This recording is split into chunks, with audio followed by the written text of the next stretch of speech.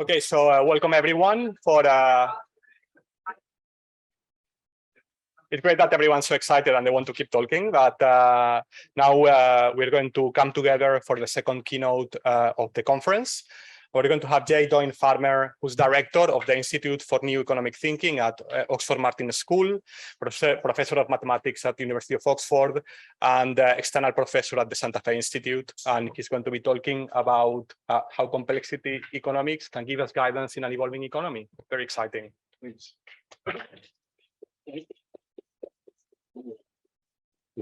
Excuse me, I'm going to put my phone on timer here so that I keep track of where I am. Okay, actually, wait, let's put it on timer. So I have 45 minutes, right? 35 plus 10 Q&A. Good, okay, that's what I was going to target. So Mirko wanted me to give an overview talk, and I debated a lot about what to present. I hope I picked the right stuff. I'm going to give you rapid fire with lots of slides.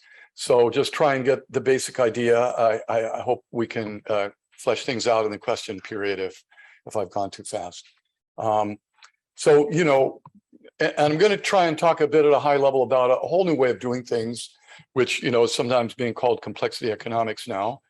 In standard economic theory, you're probably all familiar with it. You know, each agent has a time invariant utility function. Each agent has a model of the world, and in many cases it's rational expectations, but not always. And then each agent selfishly maximizes their utility, and then you derive and solve first order conditions. So that's the template for every economic theory paper really written in the last century, more or less. So, okay, I'm going to talk about doing things differently through agent-based modeling. I think there's several key differences. One is that you model the behavior directly. So you assume bounded rationality. You try and be as behaviorally accurate as you can about how agents make decisions. So for example, we know that agents tend to use heuristics. So I'll show you lots of examples. They may have some goals. They may have learning algorithms that, you know, that allow them to seek to obtain their goals, but probably not attain them perfectly. They may have some logic, like level K reasoning, where they think about the other people around, and they usually imagine they're a bit smarter and try and reason one step ahead. Of course, if everybody does that, it leads to interesting things. And then there's feasible information. So we assume that agents make decisions on information that they could feasibly get.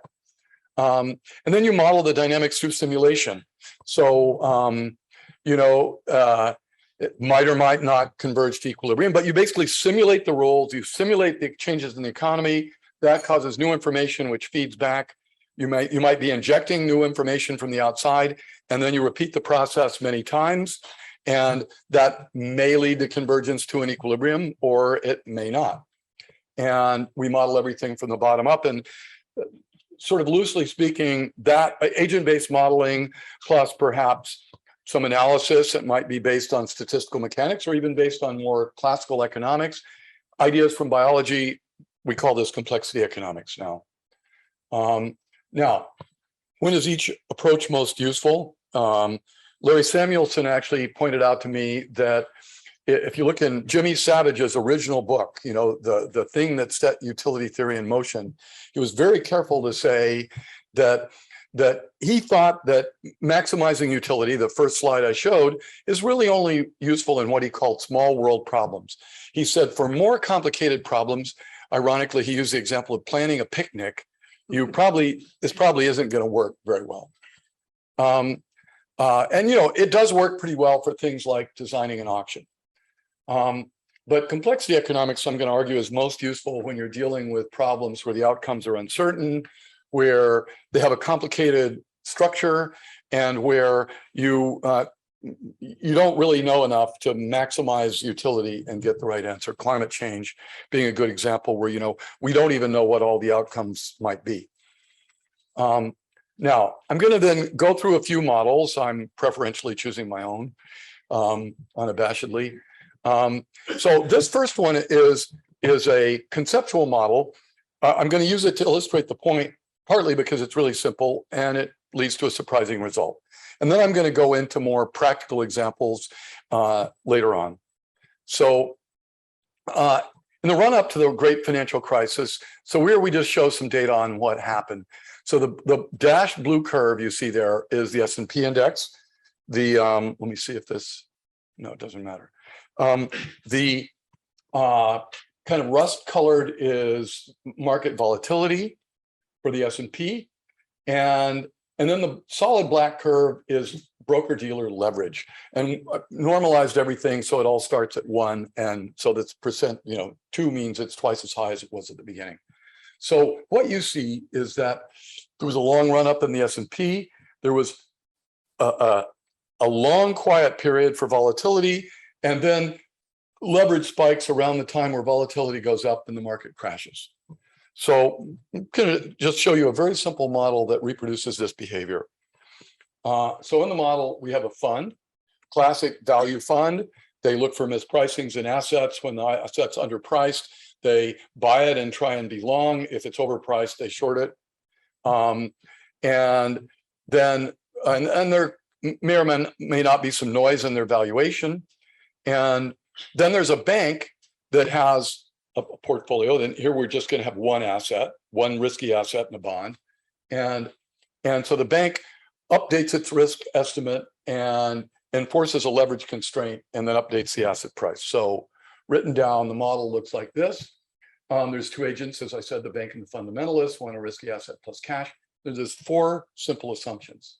So first of all, we assume the bank uses exponential moving average of historical volatility to estimate the expected volatility going forward. So that's the first example of a heuristic. So again, I stand by that because just go ask what people do. Everybody does that. Basel II risk management, value at risk, sets the leverage target. So again, this is something that was actually mandated by Basel II. And that's how, so they estimate their volatility using the first one, and then they use that to set a leverage target, meaning that if volatility goes up, leverage goes down. If volatility goes down, leverage goes up. The goal is to keep value at risk constant, as Basel II asks you to do. Third assumption, supply equals demand. Now, of course, that's an approximation. That's the one that, economists will just nod as if that's obvious, but we should always remember that's an approximation. The other thing I would argue are pretty well grounded in behavioral facts. And then finally, fundamentalists buy undervalued assets. Again, the third heuristic I'm using. So I'm combining 3 simple heuristics with market clearing. Now, what happens in this model? Well, if the banking sector is small, or if you set a parameter so the bankers have less appetite for risk, then things just converge to a fixed point. Markets, and I'm showing you, by the way, what happens if we remove all the noise. To make things look more realistic, I put in the noise, but because this is more dramatic, I'm showing you what happens without any noise at all. So, okay, fine, you go to a fixed point. Things just settle to rest, equilibrium. But if the banking sector gets large, or there's a lot of leverage, you see the economy start to oscillate. And so prices do what we're seeing there. They have a slow run up over about a 15-year period, and then they crash and they repeat. They don't exactly repeat themselves. It's a chaotic attractor, it turns out. But roughly speaking, you have this cycle. The amplitudes and periods vary a little bit. And the leverage, the target leverage of the value of the banks behaves similarly.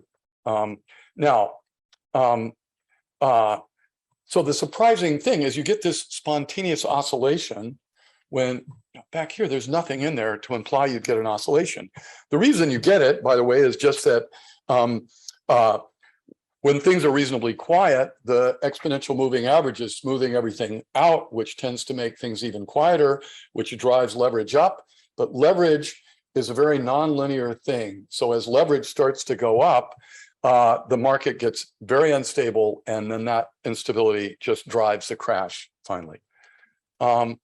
Now, I'm going to flash through another, things not staying on here, flash through another quick example. Standard macro model with bounded rationality. It builds on a standard PSG model where you have a single rational representative firm or agent that's a household that also owns a firm and that makes a decision about the savings rate. And so we replaced this with something extraordinarily simple.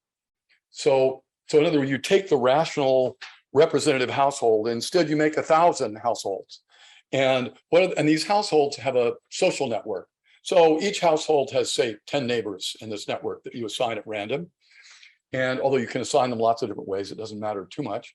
And all that happens, these households are incredibly, there's no, hardly any rationality. They use a single heuristic, imitate the best. So once in a while, they look around and they look at their neighbor who's consuming the most. You know, they see who has a Cadillac in their driveway, and they go over and they knock on the door and say, "What is your savings rate?" And the neighbor tells them, and then they start saving at that rate. So that's all they do. Okay. Now, amazingly, this can lead to pretty optimal behavior. I guess I'm not going to walk over there because then the people out in video land won't be able to see me. But let me just explain the picture that I'm showing. The tau parameter across the bottom is the typical frequency with which they wake up. So when tau gets bigger, they wake up less often. And the savings rate is plotted on the y-axis, but the way this is done is if there's 1,000 households, we make a little light mark for each household. So you can see a kind of cloud corresponding to the savings rates of each household at each parameter value, and with a snapshot in time. Okay. So over on the left, all the households are saving very little. And it turns out that also puts them in a poverty trap. So they're very poor. They save very little. It's hand-to-mouth existence. But as you increase this time, the wake-up time, we call it I can't remember what we call it now, actually. But as you increase this wake-up time, you can see the savings rate starts to go up. And the horizontal line there at 0.5 is the one the rational agent would have picked.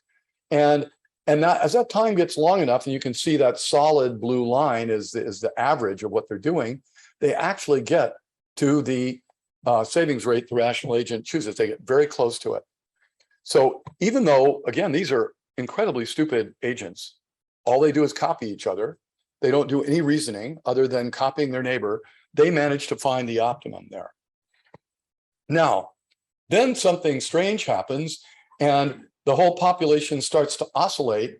So a household will, over a long period of time, go from high savings rate to a low savings rate, and the whole economy goes up and down, and you get a business cycle or something that looks like a business cycle. So output in the economy oscillates as the savings rate, the average savings rate oscillates. So just to illustrate that as soon as you depart from the standard framework by putting in more plausible bounded rationality assumptions, you can see very different behaviors. And you can also see, though, surprisingly high levels of optimality from very simple heuristics, which is something, by the way, that psychologists have categorized. I mean, one of the most famous examples of this is the Markowitz portfolio rule, which you learn in business school, which works great as long as you apply it in sample. As soon as you apply it out of sample, it fails miserably. And why? Well, because small errors in your estimates of returns and correlations cause wild swings in portfolio allocations. And in fact, you typically do better by just allocating assets equally. In fact, you almost always do better. Markowitz himself was aware of this. And when Markowitz received his Nobel Prize, he invested his Nobel Prize money with equal weights and laughed as he was doing it. Okay, now, one of the analogies I like to make for what's going on in these kind of models is a pole balancer. If you imagine you had, say, a 2-meter long pole in your arm, like a broomstick, you can balance it so that it remains roughly vertical. But if you try and do that, you'll see that the angle is always changing. Now, what causes that angle to change? If you're a classic DSG modeler, you'll say, well, let's assume the pole balancer is an optimal pole balancer who can calculate exactly how to move their hand, but that disturbances are always hitting him so that he has to keep moving the pole, but he always goes to the correct place. Now, you can actually go with pole balancing, you can do experiments to see what happens. And it's true that if you're on the deck of a ship you are getting hit by disturbances and that will cause your hand to jiggle. But even in a quiet setting, what happens is we're not optimal pole balancers. We make small mistakes, we overshoot and undershoot, and that interacts with the physics of the pole and causes characteristic oscillations. So I argue that's more like what really happens in an economy. And I won't say anything about this other than to say we did very elegant, extensive study in game theory, just to show that in games, if you use boundedly rational models for how people play games, and if the game is competitive and complicated, then you will not go to a rational equilibrium. You will not go to a Nash equilibrium. You will typically experience, continual oscillations, like in those two examples I just showed you. Now, I'm now going to show you some examples of useful data-driven AVMs. The other two were conceptual. Let's get a little more applied. So this is an agent-based model we constructed of the housing market about a decade ago. We mimicked the process of buying and selling. We carefully calibrated against many micro data sets. We used between 10,000 and 100,000 heterogeneous households. We targeted Washington, D.C., and we got really every data set we could, like from real estate agents showing sale of every house. And in the model, the households made forward-looking calculations about whether to rent or buy, but they used heuristics, like they used a backward-looking trend extrapolation of the housing market, forecast what the housing market was going to do, which, by the way, you can show is what most people do. And we used something called aspiration level adaptation to set prices. And we had some other heuristics in there too, but aspiration level adaptation is the way real people sell their house. If you want to sell a house, you look around, you get your real estate agent to help you find comparables. You take the price of the comparable, you mark it up a little bit, you put your house out on the market. It doesn't sell after a month, you mark it down. Still doesn't sell, you keep marking it down until you either go, God, I'm not willing to sell it for less than that, or it gets sold. And so we had our model did this. Now, I'm mentioning this just because it makes a big difference whether you do this or use market clearing. Housing markets don't clear very well. You can have 10 times as many sellers as buyers. So you wildly go out of market clearing equilibrium. And this has a big effect on housing prices because it means, for example, that housing prices can be very sluggish to change. So anyway, we built this model. Oh, sorry, I had these slides reversed. This is now the part about quantitative agent-based models. So here's an example of a run we made. So there's 9 different statistics about housing markets where you can see we're comparing what the model did to what the market did. And this is on a 13-year forward prediction, even though we were looking at inputs that were changed. So we were looking at the real input. So we're looking at how lending policy is changing, because in our model, the agents have to actually go to the bank and get a loan. And then we could year by year look up the criteria that banks were using to give loans in Washington, D.C. and match to what actually happened. And so we saw that we got a big effect. And actually, we could also see using counterfactual experiments that lending policy was from our model said lending policy was really the big driver of the housing bubble and crash that occurred back then. But by the way, this model is actually now being used, reported small success, by the Bank of England. We built a simpler version for the Bank of England that's still being used. We actually informed, there was a decision to change the loan to income ratio so that banks had to lend 85% of their loans had to be to people with loan to income ratios of 3.5 or less. And, so we actually ran our model, we calibrated it, we ran it with a bubble. And the goal was to sort of flatten the bubble, not crash it, but flatten it. And so we actually saw that, yeah, that pretty much flattened the bubble. And so we presented that to the committee, and I don't know whether we influenced them, but they did it. Okay. So we are having some effect, and it's also being used at the Bank of Spain, the Bank of Norway, the Bank of Hungary now, or at least models that are built along similar principles. Now, the next model, probably the model I'm most proud of, is for the economic impact of COVID. I'm proud of it because I think it's the first time an agent-based model was used to accurately predict economic events in real time. So we made the forecast, when the pandemic broke out, I mobilized my best team. We worked our butts off for a month and a half, produced forecasts before anybody knew what was going to happen. And actually before the UK had made the decision about how to come out of the lockdown. And they actually made the decision for coming out of the lockdown that we thought was the best one in terms of the trade-off between death and economic pain. We thought they should have gone into the lockdown a lot sooner than they did, but that's another story. So anyway, we were able to predict the shocks a priori. We were able to make some fine-grained predictions for the supply and demand shocks for 450 occupations and 55 industries. So here you can, just to get a flavor of this model, you can see the shocks to occupations. So we're color coding the occupation based on their wage because, as everybody now knows, COVID hit poor people a lot harder than wealthy people. We actually initially did this for the US that didn't have the kind of nice employment cushion that the UK implemented. And but you can see, occupation by occupation, who's going to be displaced either by a supply shock because the laborers won't be able to go to work, which we could determine because we had information on how close together different occupations work. So if people work close together, we assume they would infect each other. So we assume they wouldn't be able to go to work unless they were forced to work because they were in an essential industry. And similarly, we look for the demand shocks. Well, we actually took advantage of a 2006 study on swine flu or something where they anticipated what it would do to demand.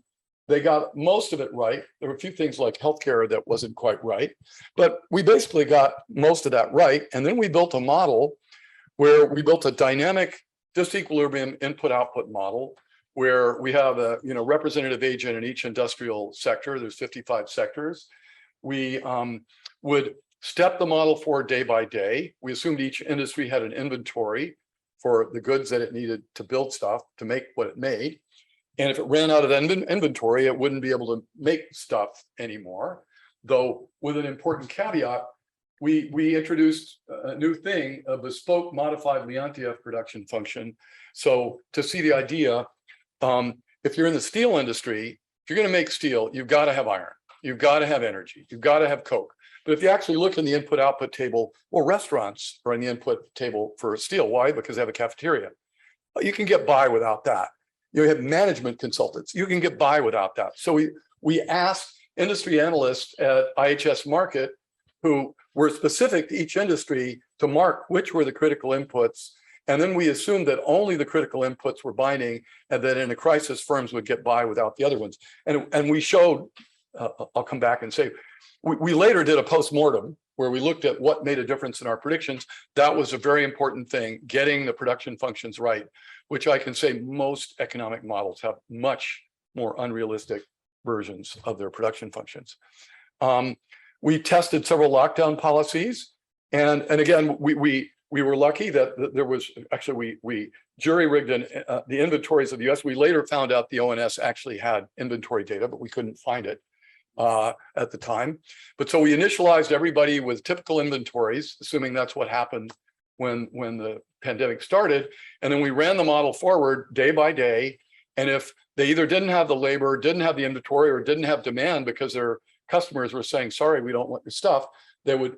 And so you could see the supply shocks propagating downstream, the demand shocks propagating upstream, colliding in the middle with the labor shortages, and the model simulated all that. And we predicted a 21.5% GDP hit in the second quarter of 2020 for the UK, and the reality was 22.1%. So we got the answer pretty darn right. And this is just showing the industry structure and the model input structure. This shows predictions of the model through time. So the black curve is the mean prediction. The black dots are the mean economic outputs. And the colored curves are showing the hit in percentage terms to each of the industries. So you can see some industries got hit really hard, others not so hard. There's dynamics in how that happens.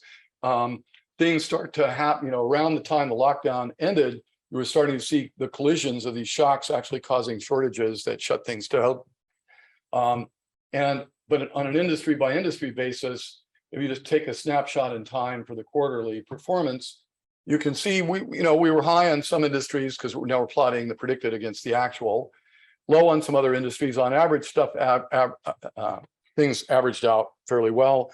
We got lucky in a couple of places, like we actually we didn't have a list of essential industries for the UK, so we used an Italian one that had a stricter list. But it turned out in the UK, a lot of industries like the mini plant shut down, even though they didn't have to shut down because the manager said, we're worried about our workers getting sick.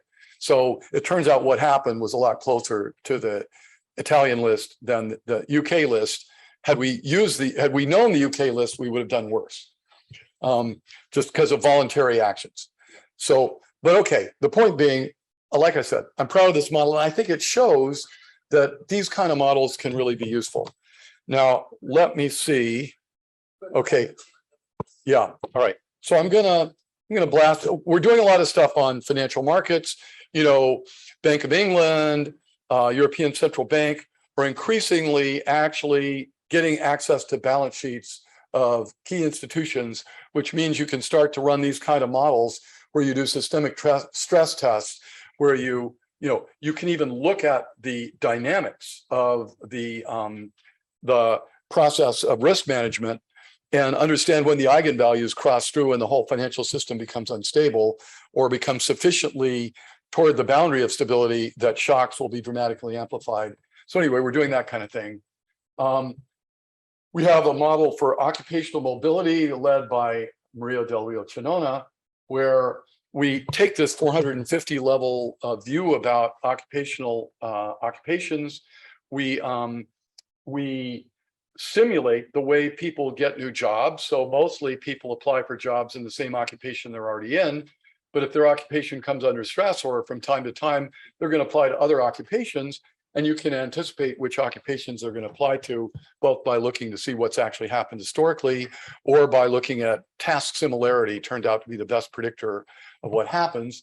And so, it's an agent-based model where the workers apply at random, they get hired, at random, but following the basic trends that happen. And we're calibrating this model, micro-calibrating this model to the real world. A macro calibration, well, this shows a calibration to explain the beverage curve, which is one of the emergent phenomena that we didn't expect to explain with a model, but we discovered we could. And so, the beverage curve plots vacancy rate against unemployment rate. And one of the striking facts is when you go into a recession, like this is the 2008 recession, coming down, you take a different path than you take going up, which is actually means it's harder to recover from recessions, because at the same vacancy rate, if you draw a horizontal line across this picture, there's a higher unemployment rate. So it's harder to recover from the recession. And so there, a Nobel Prize has been given for this, assuming equilibrium models. We actually think that our model makes a different prediction, because it says it's really a transient phenomenon. And so the quicker you go into the recession, the more area you should have in this curve, and because of the labor frictions. And in fact, anecdotally, COVID, well, I don't have the COVID picture here, but COVID, there's a huge amount of area under the curve because it just slams off to the right and then comes back in a very different place. So there's my colleague, Sebastian Paledna, and his collaborators have a paper that's actually now been accepted in the European Economic Review, which is not a bad journal. It's hard to get into good journals with these kind of models. And so they built an agent-based model for Austria, and now they built one for Canada, where they simulate the 4 million households in Austria.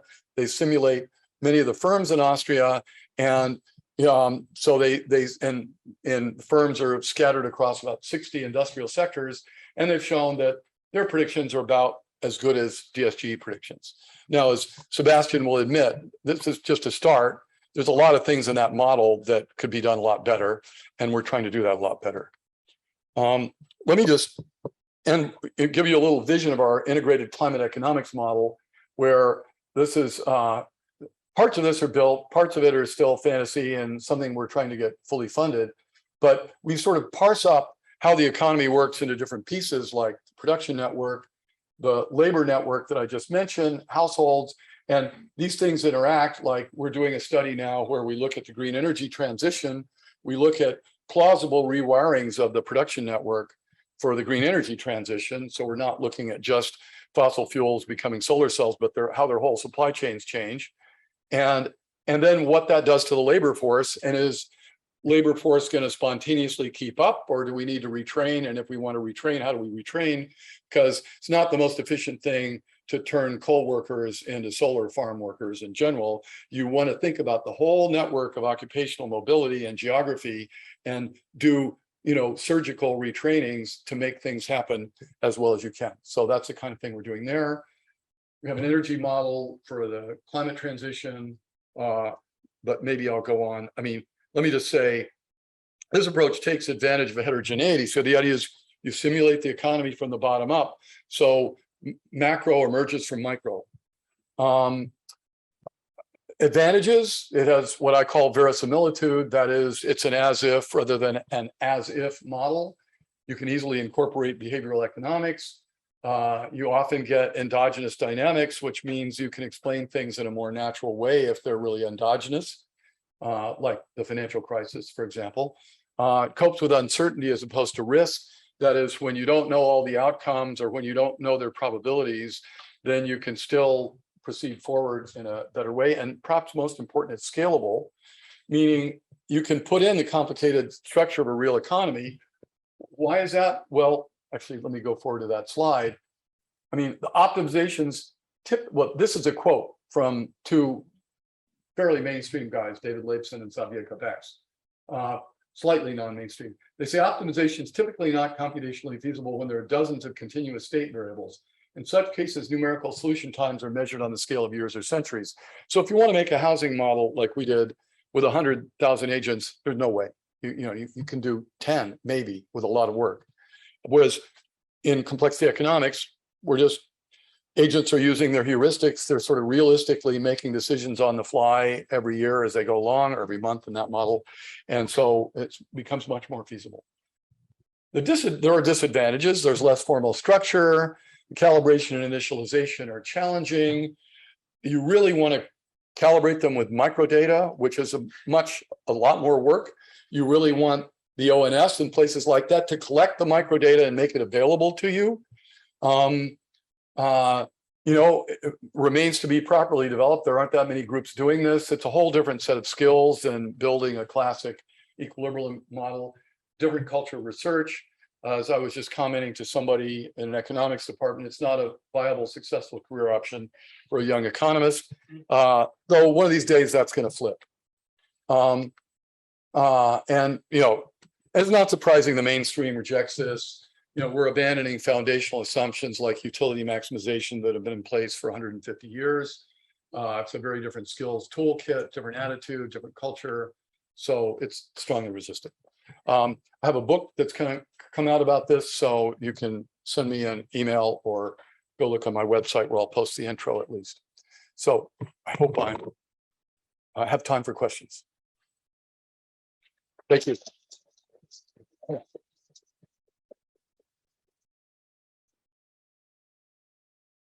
Yep.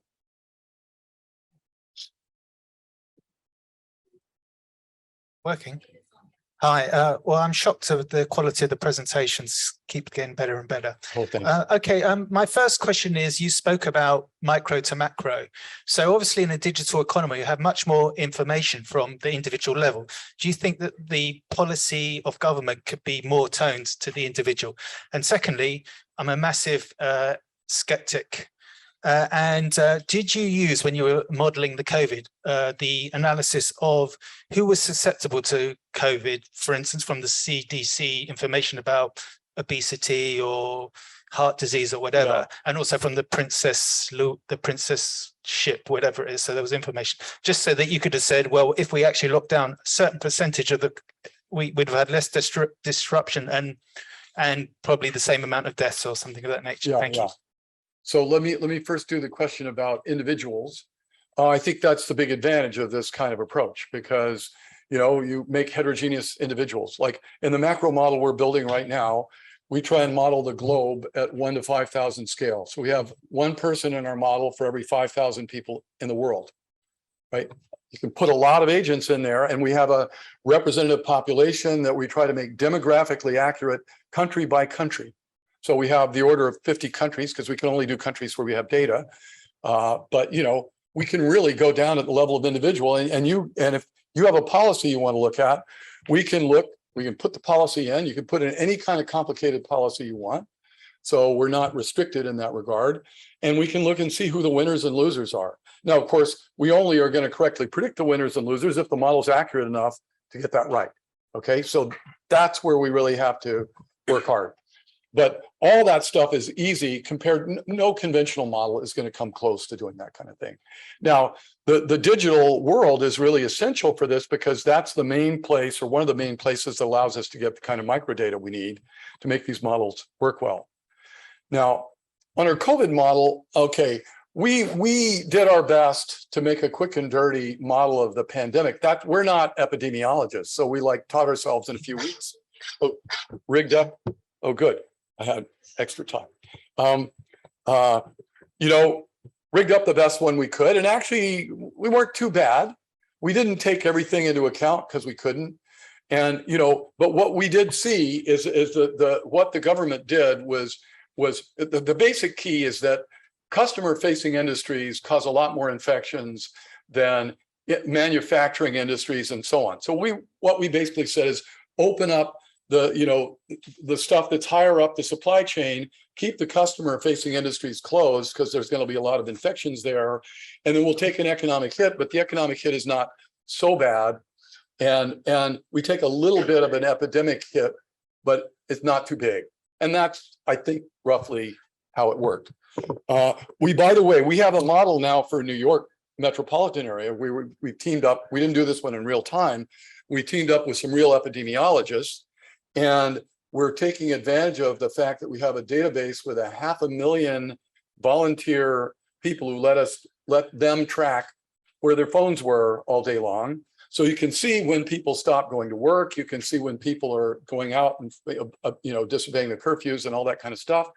And then we also are making a more geographic model where we can really model at a very fine-grained regional level. And I think that kind of thing is really the wave of the future. Thanks. Yeah.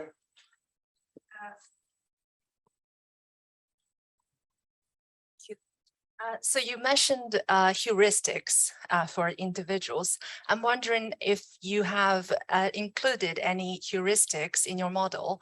And as I understand, there are a huge list of heuristics from behavioral sciences. Yeah. If you include them in your model, how do you decide which one are important for the market and which are not? It's a very good question. It's a very good question. So, you might go back to how do we decide how to use heuristics, right? We use heuristics all the time. So the example I like to use is chess. If I'm playing chess, I have, when you start to learn a little more seriously, some heuristics get pounded into your head, like control the middle, right? And you memorize there's a point system. A queen's worth 10, a rook's worth 5, a bishop's worth 3. And so you then kind of go, okay, I'm going to try and do a piece swap. Can I swap, a rook for a bishop? And is this pawn move going to help me control the middle? So you have to do logic, right? But you're using a certain heuristic to drive that logic so that you can deal with pare the tree down in a very dramatic way. Now, I have to admit that our ABMs are still not making what I might call deep use of behavioral knowledge. The heuristics I showed you are things like buy undervalued assets, use the moving average in the COVID model. We didn't even have to do very much because behaviorally, because all we assume is you can't make stuff if you don't have the workers, or you don't have people who want to buy your stuff, and so on. So that was super simple. Our labor model, again, it's still workers applying more or less at random, but with some constraints like workers like to get higher wages if they can. Now, what I really want to do going forward is start making deeper use of these heuristics. You know, one example was the housing model. I mentioned the aspiration level heuristic. You know, if you go talk to Gigerenzer, he has it in his book, and he talks about all the studies where people sell used cars, they use aspiration level price setting. You know, down the line for things like consumption and so on, I hope we can use this in a richer way. But you have to embed the heuristics in a framework, and you have to have an idea about when to use which heuristics. Right now, we're just putting them in by hand. Gigerenzer has something he calls ecological rationality, where it's basically, you know, you have this box of heuristics and you have a way to figure out which heuristic to pull out of the box when. A lot of which is what's worked in the past. What are your friends using?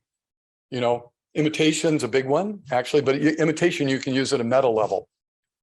So, yeah, this is something that I think remains to be properly developed, but it's already been shown to be effective. Thanks. Yep. I feel like I've been prejudiced to the people on the left. I want to show that I'm right-handed too. Hi, Professor Farmer. So my question is, how important you think when you decide for the agents learning rules to update their policy? Because from the implementation point of view, do you think it's always worth to replace some very basic, simple rule-based learning, like mimic the best performance, to some more sophisticated learning algorithm, like the deep reinforcement learning in the recent years? Because it's kind of about, if you have the very simple learning rule, programming is easy, and if you have a much sophisticated learning rule, you have to be more carefully design. Do you think it always worth this effort to do this? Well, again, you have to kind of look at, so let me make sure I understood the application. I think the question was, you know, when do you want to use more sophisticated or less sophisticated learning rules? And notice in some cases, I'm not even using learning rules, right? I'm just using fixed heuristics. But if you want to deal with a Lucas critique, which I don't know if maybe everybody, I don't know if everybody knows what that is, but Lucas critique says, you know, a good economic model has to take into account the fact that people can think and adapt to what they're doing. They may change their behavior if you change the situation they're in. I really agree with the Lucas critique. But, you know, Lucas said, now we'll deal with this by assuming everybody's rational, which means everybody understands all the outcomes and their probabilities. But, you know, you can also deal with the Lucas critique by using learning. So, for example, you're in one regulatory regime, you have the agents learn in that regulatory regime and reach some kind of steady state where they all kind of have adapted to it. And then you can impose the new one and you can see what happens after they adapt to that new regime. And actually, I think oftentimes even the transient behavior can be useful, because just look at mortgage-backed securities. We didn't understand them in 2007, and that's why we had a financial crisis. It was a new event. But I think whether you use simple or more complex learning really depends on the application and what you think is more suited. You know, in the game theory study that I mentioned, papers we did, you know, you can look at what if there's a lot of data now on how people play games, and you can fit models to how people find the strategies they use to play those games, and then you can use those models to do that. And those like experience weighted attraction, where people like systematically weight the strategies that did better in the past based on how successful they've been. So with lots of variations, you can have parameters for. So we looked at that kind of stuff. So I think it really depends on what you're doing.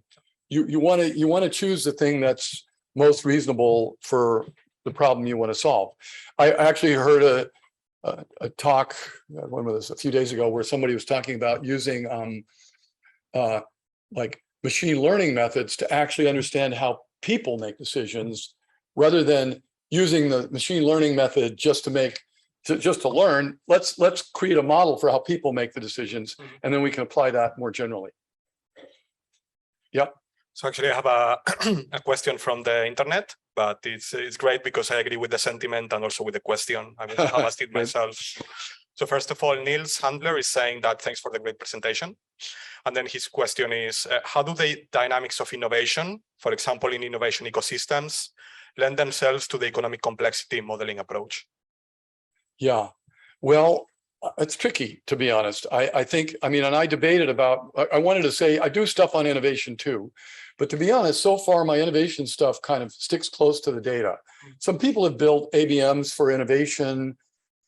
It's pretty hard to calibrate. I mean, you could learn maybe some useful qualitative stuff, but so far it seems it's pretty hard to calibrate those against reality well.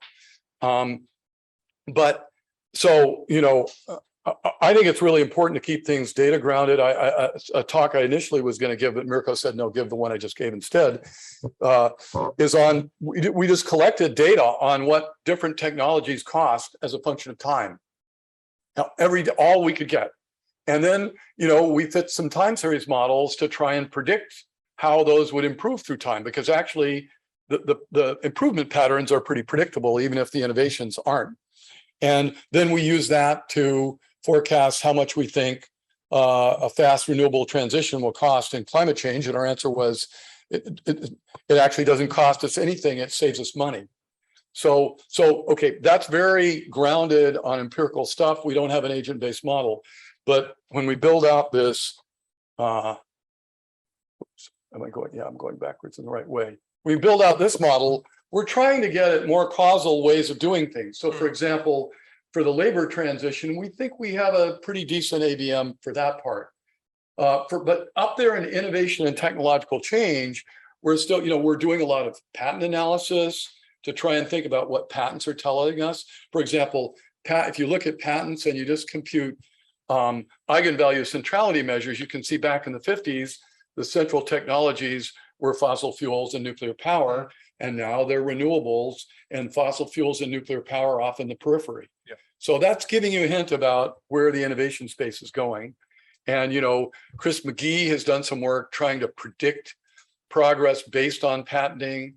So we're grabbing those kind of little, you know, threads, but it looks like you want to ask a follow-up question.